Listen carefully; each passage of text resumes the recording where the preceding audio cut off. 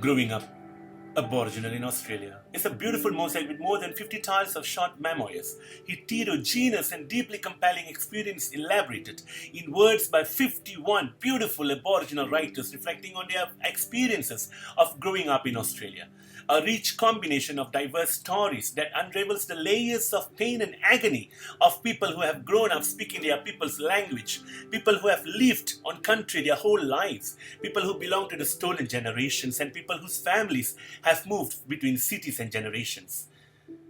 This book was edited by Dr. Anita Hayes, a prominent author of fiction and non-fiction, social commentary, and a groundbreaking genre of women's commercial fiction featuring Indigenous protagonists. The book comprises of stories from men, women, young people through to elders who generously share insights into and experiences of how they have shaped and navigated their identities as Aboriginal or First Nations peoples of Australia. Stories that highlight Australian government policies such as assimilation provide a rare opportunity to understand more deeply the humanity and dignity of Aboriginal people who lived through the decades of that dark time in Australian history. A strong theme throughout the text is stories from mob who are consistently speaking back to stereotyping, racialized constructs, and negative concepts about Aboriginality. There are many common but strong themes in these stories. Critically, all the authors are Aboriginal people, and one thing I really loved about the book is that the editor has included the childhood picture of each writer. Experiences shared in this collection include but are not limited to racism predominantly from white Australians, but also from darker Indigenous, police brutality, unfair incarceration, domestic violence, alcohol and drug abuse, sexual abuse, homelessness, child abduction, and insidious methods of genocide. While the stories reveal the devastating effects of racism and shame brought by colonialism, dehumanization, and attempts to erase Aboriginal cultures and break apart families, Hayes highlights that the anthology is not one of victimhood. It is one of strength and resilience, of pride and inspiration, demonstrating the will to survive and the capacity to thrive against the odds. This collection of inspiring narratives shows Aboriginal people authoring their own stories, disrupting hierarchies and actively resisting colonizers' erasure.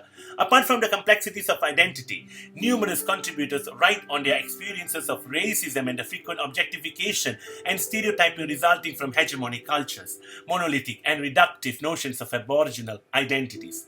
Many of the writers also focused on empowerment, resilience, and survival. Education is highlighted as a crucial element in challenging social hierarchies, establishing spaces of affirmation, and leading communities. Adam Goods and Patrick Johnson underscore the relevance of learning from one's elders, listening and being fearless and ambitious. Similarly, Shani Wellington urges at the end of a narrative revolving around life lessons. So don't forget, put your identity first, respect and educate, keep it strong. Doreen Nelson states in a contribution, I believe by recording our stories, we leave behind a wealth of knowledge and a rich and important legacy for our future generations. Her story demonstrates the importance of centering Indigenous peoples' voices, perspectives, art, and scholarship in the ongoing processes of decolonization of Australia.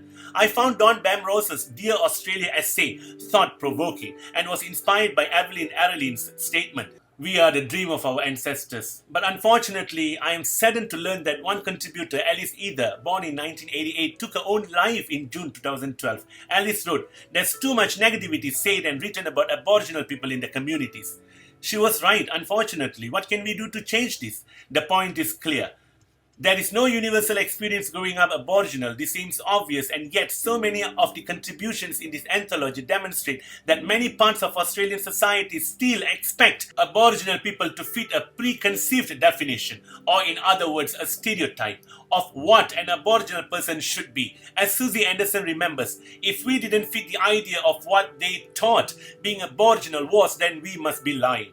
What have I noticed from these stories? The effects of insidious government policies have rippled through the generations, and upon completing this book, it's never been clearer to me that the policy of assimilation has been devastatingly effective.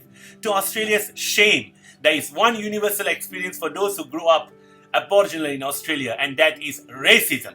Some of the most vividly described incidents of racism in this anthology are judgments on skin tone. Carol Peterson remembers growing up on a mission and being separated from her siblings into separate castes based on color of our skins. Even though we walked past each other many times daily, we could not talk or hug each other. Decades later, Ian Dudley recounts being told he was not black enough to be black, always too black to be white. Why would I recommend this book? This book is so important as a whole because of the variety in experiences and points of view.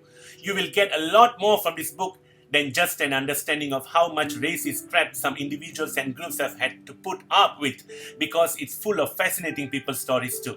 There are so many different lives, many different identities in this anthology. Contributors include children, parents, musicians, sports stars, teachers and writers. I found this anthology both heartbreaking and inspiring. I think that all Australians should read it. I am ending this review with some of the feedback provided by very well-known tabloids and medias all around the world. So please enjoy the book, and I hope my review provides justice to the entire book. Thank you and take care.